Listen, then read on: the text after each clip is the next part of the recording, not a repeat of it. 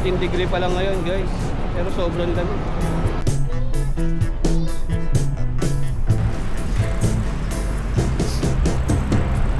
Pero ayun, nasaksihan nyo tuloy yung medyo conflict na nangyari. Ang nangyari doon guys, hanap tayo ng pambata. Pambata. Uy! Lagi po.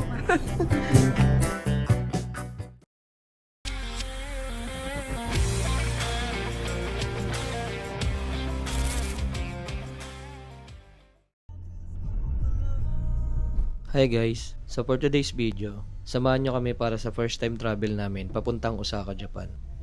Bali this time, pasado alas 3 na ng umaga nang nakalis kami sa bahay. And ngayon, papunta na kami ng NAIA Terminal 3 para sa nakaschedule naming flight.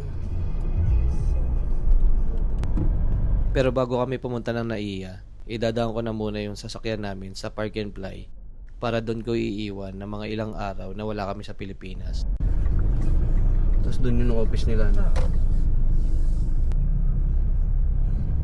Kung konti na yung ano, dati puno dyan eh, no? Diba? Dito na.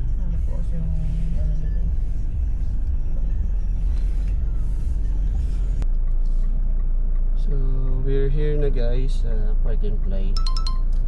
So, dito namin iiwan yung sasakyan. Pero kung nalaman ko lang guys na nag-iba yung parking price dun sa NAIA. What? Na kapag may flight ka pala, pwede ka na mag-park dun. Dun na lang dapat ako nag-park eh. Pero okay lang, same price lang rin naman.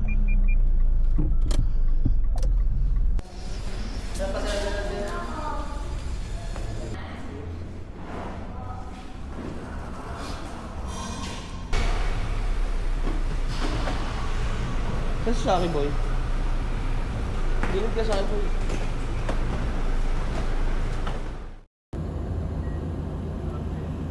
Pagpasok namin ng airport, unang hinanap sa amin is yung mga flight tickets namin and chinek yung mga passports. Okay. Sunod naman namin ginawa is pumila kami sa TESA para magbayad ng travel tax. Then after sa TESA, pumila naman kami sa check-in baggage para iiwan yung more than 7 kilo namin na bagahe and kuhain na rin yung mga boarding pass namin.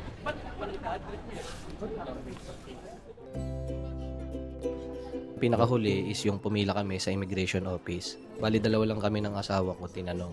Bali ang tinanong lang sa asawa ko is kung ano yung trabaho niya. After nun, inaprubahan na agad yung passport niya, pati yung sa passport ng mga anak namin. Then sunod naman tinanong isa ko, ang tinanong lang naman sa akin is kung saan ako nagtatrabaho. And tinanong nila kung may dala akong employee ID. After kong ipakita yon, agad naman nilang inaprubahan yung passport ko. Prohibited yung pagkuha ng video dun sa immigration officer, kaya hindi tayo nakakuha ng video sa part na yon.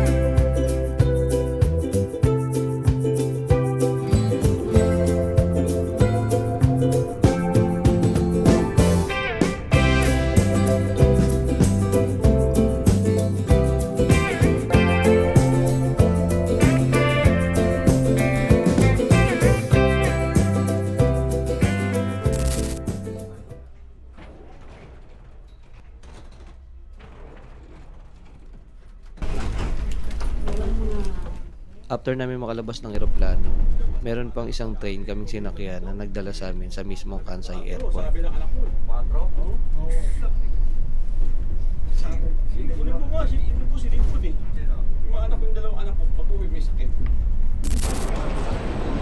Wait lang natin sila mama, nag-CR lang. Bali ngayon na nasa airport na kami, pinakauna kong ginawa is kinuha ko yung pocket wifi na nireserve ko from Klook. In my case, kailangan ko lang naman ipakita dito yung QR code or yung voucher mismo na na-generate after ko mag-avail dun sa mismong app.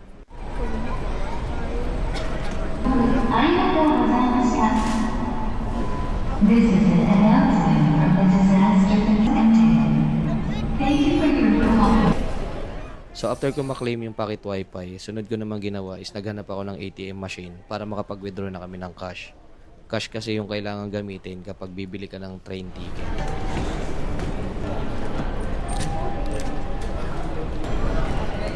This time, ang gamit naming card is GCash card.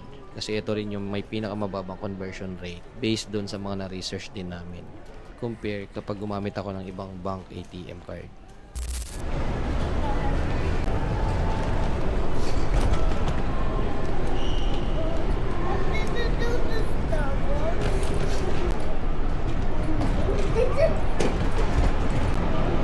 Ay, legit nga. Ang lamig. 13 degree pa lang ngayon, guys. Pero sobrang lamig. Para ako nasa atok. Ngayon, bibili kami ng Icoca card. So, sasadyain namin doon sa mismong office nila kasi meron kaming mga bata na kasama. So, yung isa discounted, half price. Yung isa naman free. Kasi, under 5 years old pababa. Free pa sa train. Nice. Saki! Tara! Ayan, dito yung mga ticket, guys.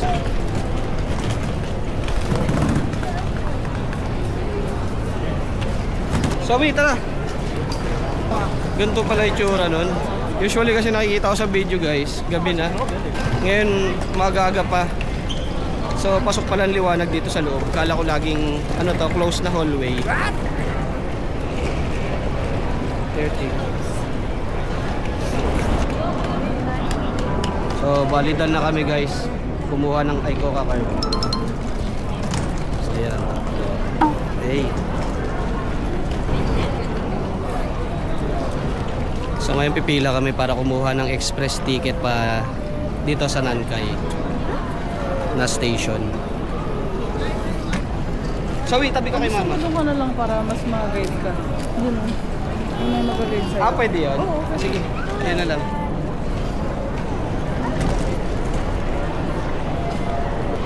So yun, dapat pipila ako, guys, doon sa may, ayan, sa mismong booth nila, doon sa kiosk. Kaso dito na para safe. Kausapin natin yung mga teller dito. Good afternoon. Do we need this one? What? Passport, no? No, where to railway? Shinimiya. Shinimiya? Yes. This one, switch please. This one. This one? All the bottle, 340 for 335. Yeah, how many kids? 2 adult, 1 kid. How old you? 9 years old.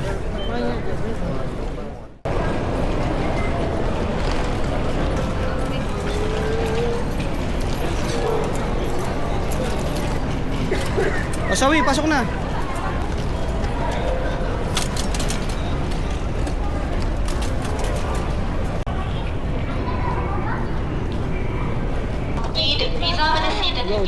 Ano ang natin sa maga?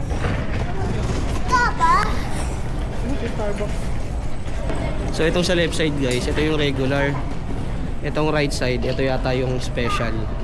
Ito yung express, yung meron siyang sariling upuan. Hintayin na lang namin yung oras namin para doon kami pipila sa tamang platform.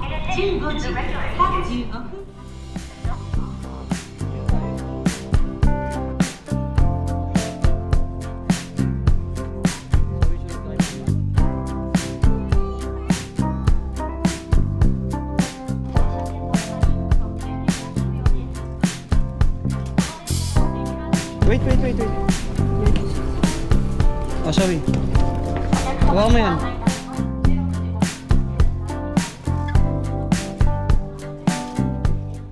Bale yun, guys, nakasakay na kami dito sa Limited Express nila dito sa Nankay na train.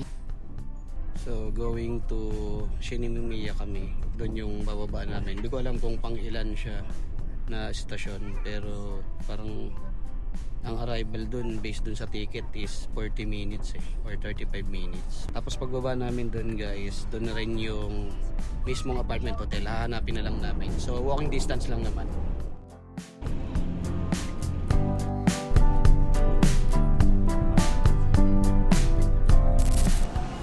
So yun, guys, nakababa na kami.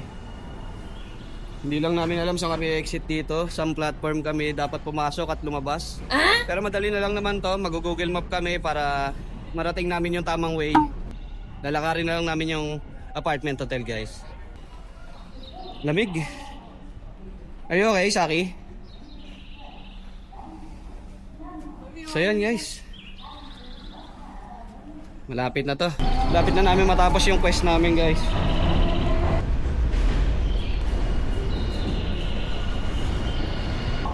Yun, buti na lang may elevator. Kundi, hirap bumaba dito, guys. Ang laki ng dala namin. Isang kulit pa ni Saki, boy.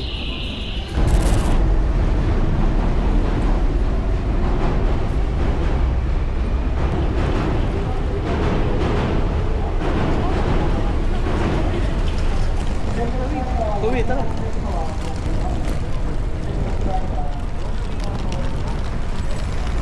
Ang lamig. Oo nga no, mas malamig nga rito. Lalamig pa yan mamaya.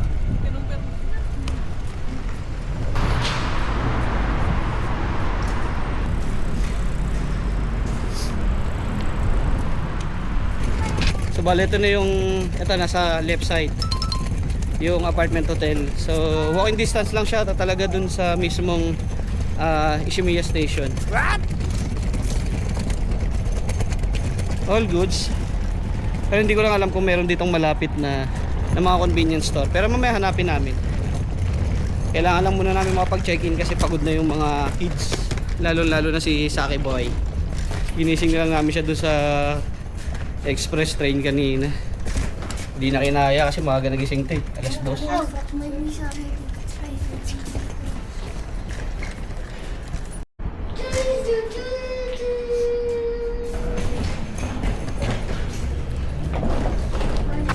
Currently guys, pinerform lang namin yung instruction na binigay para makapasok kami dun sa room namin. Ang lamig sa labas pero ang sarap. Hindi ka pagpapawisan.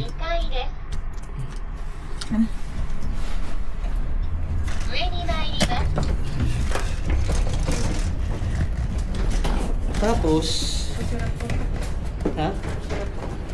204. Ito guys, 204.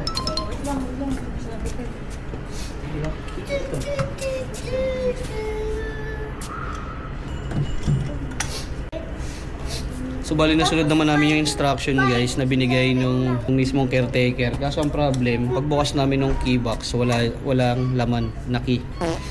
Ngayon kinonta ko na kung ano yung next step para makapasok kami dito.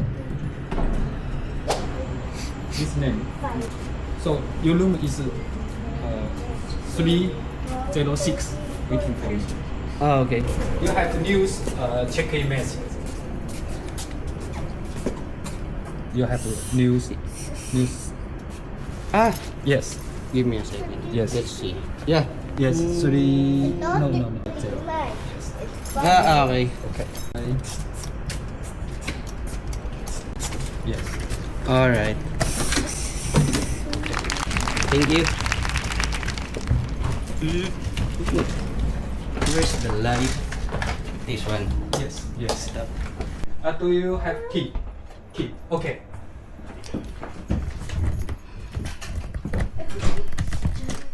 Baka may bagong message sir, hindi mo nakita. Hindi, ngayon lang. May message. May message. Binigyan niyo lang information. So yun, nandito na kami ngayon sa apartment hotel na nirent namin. Binook namin to sa Airbnb. Pero yun, nasaksihan nyo tuloy yung medyo conflict na nangyari. Ang nangyari doon guys, ang minessage sa akin, kaninang umaga, bali parang mini-message niya yung room kung saan kayo mag-accommodate. So, kanina niya lang rin sinend kung anong room yun. Tapos nung pinuntahan natin kanina, nakita niyo naman may tao. So, yun, nakakagulat lang yung ganun. First time ko lang na-experience yung mga ganong klaseng scenario. Pero okay lang rin naman kasi itong room 306 na ipinalit niya, ready to use na rin kasi malinis na lahat. Tapos madali lang naman kausap. Nice! Though para may language barrier ng kaunti. Pero madali lang magkaintindihan basta may mga gestures. Madali lang. Yun. Dito na kami guys. Success ang ating Osaka travel saga. In short, naging success yung Osaka travel natin kasi nakarating kami ng maayos dito sa mismong binook namin na room. Ano ba to, shit? Ishimiya? Missionary. Nishinari. Nishinari word pa lang pangalan dito sa lugar nito. So yun guys, bibihis lang ako tapos maghanap rin muna kami ng pagkain para dito sa dalawa kasi yung lunch namin kanina pa yun sa plane. So medyo hindi yun solid kaya baka gutom pa tong mga to. Kahit kami, hindi lang namin maramdaman yung gutom kasi sobrang lamig guys doon sa labas. Tapos makikita nyo naman guys, dalawa lang yung dala naming malaking maleta. So itong medium size kung saan nakamount yung Insta natin. Tapos yun, yung large na yun. Pero parehas yan 20 kilos. So, ang plan kasi is dito na kami mamimili ng mga gamit or yung mga damit na susuotin namin. Kung ano lang makita namin dyan sa Uniqlo at saka GU. Kasi sabi nga nila, mas mura mag-shopping sa ibang bansa kasi walang tax. Pero tingnan natin kung kakayanin kasi yung budget pa lang papunta rito almost 6 digits na yung na-spend natin. Pero walang doubt doon guys, walang pagsisisi sa mga ganun kasi one time lang naman nangyayari yung mga ganito. Kaya yun yung purpose guys, kaya tayo nag-work.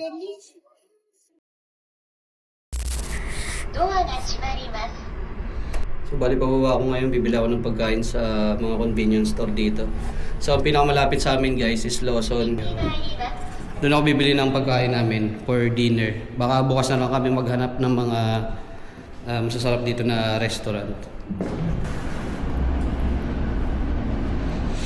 So ngayon, gamit tayo ng Google Map. Hanapin natin yung Lawson kasi baka maligaw tayo dito. Lawson. So ito yung pinakamalapit na Lawson. Pangatlong kanto. Doon sa pinaka-highway na yun guys, tatawid tayo doon. Tapos nasa kaliwa lang yung Lawson.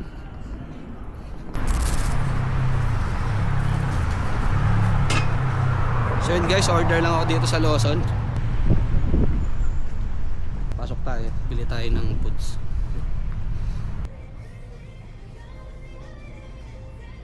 Ang lamig. Parang 7-Eleven lang sa atin. Ayun, dami nilang pagkain dito. Meron ba sila dito? Basket. Basket no? Yun ang Pilipinas Yung time basket. Wali. Ang dami ditong pagkain guys So yan guys, nagtanong tayo dun sa mismong cashier. So ang price nito guys, ganito pala yan. Ano ba, merong ganyan yellow tag. Ima-minus pala yan dito. Tapos yun yung magiging yen price nya. Okay, so ibig sabihin nito discounted na to. So kuhain natin to. Ito gusto kong matikman, bibimbap Hanap tayo ng pambata. Pambata. Uy! Lager po ba? Hindi naman. What? Nagre-record lang. Meron tayong mga nakasabay na Pinay. Mas nakakatipid ba pag dito? Oo, almost same lang din. Mas mabilis lang na. Kasi dito, nandito na lahat Pero yung ganito, mga sale yan. Opo. Medyo pa-expert. Pag ganito. Saan ba yung expiration dyan? Parang 1 day lang din po kasi po Ay, mas po rin yan. May less lang po. Oo nga baka ito. December 12, 2025 no? Ganun pala yun. Okay lang yan. Kumakain ako ng expired Bola lang yan. Pinoy. Pinoy no? Ano pa ko lang pang bagets Eto, try ko. Wala silang basket dito. Meron ba? Sige, hanapin ko nga muna. Buti na lang, nakasabay ko kayo. Ganun ba yun? Lalo na ko na. Hindi, yung mga less muna kukuhain ko. Thank you. Saan? Where's the basket?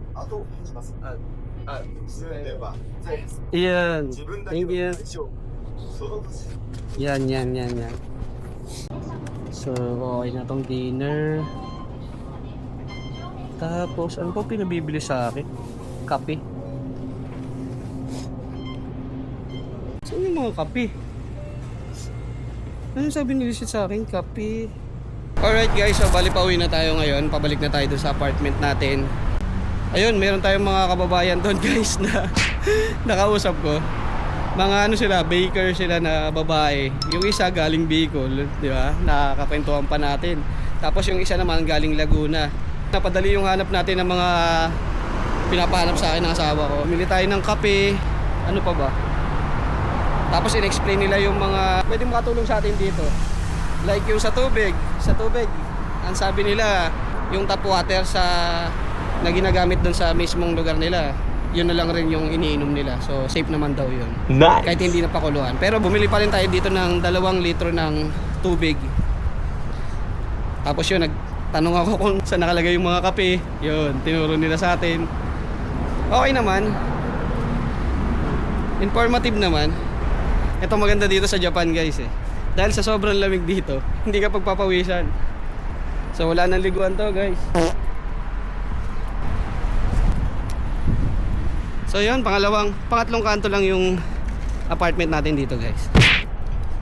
Kung makikita nyo rito, napaka tahimik. Ganto pala sa ibang bansa. Ayun guys, nakita nyo yung train. Malapit lang kami sa train station. So yan, out ko na muna to.